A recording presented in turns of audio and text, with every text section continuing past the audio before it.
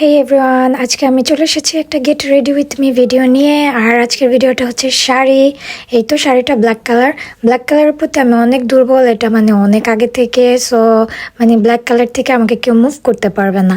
আর শাড়িটা তো এই যে দেখতেই পাচ্ছ, আঁচলটা খুবই সুন্দর আর আমি পরে ফেলেছি। আমি খুবই অবাক, কারণ আজকে শাড়িটা আমি খুব সুন্দর করে পরতে পেরেছি আমার কাছে, যেটা মনে হয়েছে। যেহেতু ব্ল্যাক কালার শাড়ি পরেছি, চোখে কাজল না দিলেই নয়। হালকা একটু মাস্কারাও দিয়ে নিলাম, লিপ কালারও দিয়ে নিলাম। আর মেকআপ আমি সিম্পলি রাখবো, কারণ আমি অলওয়েজ সিম্পলি থাকি। আর এই শাড়িটার সাথে একটা সেট, অ্যাকচুয়ালি আমি সেটের সাথে নিয়েছি। তো চুড়িও ছিল আর কানের দুলও ছিল। এটা শাড়ির সাথে একটা কম্বো ছিল। ফার্স্ট আমি চুলগুলো বেঁধে কানের দুলটা পরেছি, পরে দেখলাম ভালো লাগতেছিল না, তো চুল ছেড়েই পরলাম। এখন ভাবতেছি আর কি পরা যায়, টিকলি পরবো বলে পরলাম না, ভালো লাগতেছিল না।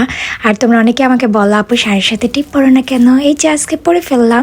আর কম্বোটাতে এই ফুলটাও ছিল, তো আমি ভাবতেছিলাম এটা অ্যাকচুয়ালি কিভাবে নেব। পরে অনেক চেষ্টা করো আমি লাগাতে পারলাম না মাথায়, তো এটা রেখে দিয়েছি। এখন কোমরের এই বিছাই তো বলে, এটা আমি ট্রাই করলাম, পরে দেখলাম না, আমার এই শাড়ির পরার স্টাইলের সাথে বিছা ভালো যাচ্ছে না। যদি তামিল কিংবা অন্য স্টাইলে পরতাম তাহলে ভালো লাগতো।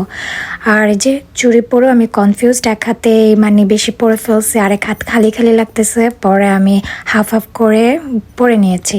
আর এই তো ফাইনাল লুক ডান, আমি আর কিছু করব না।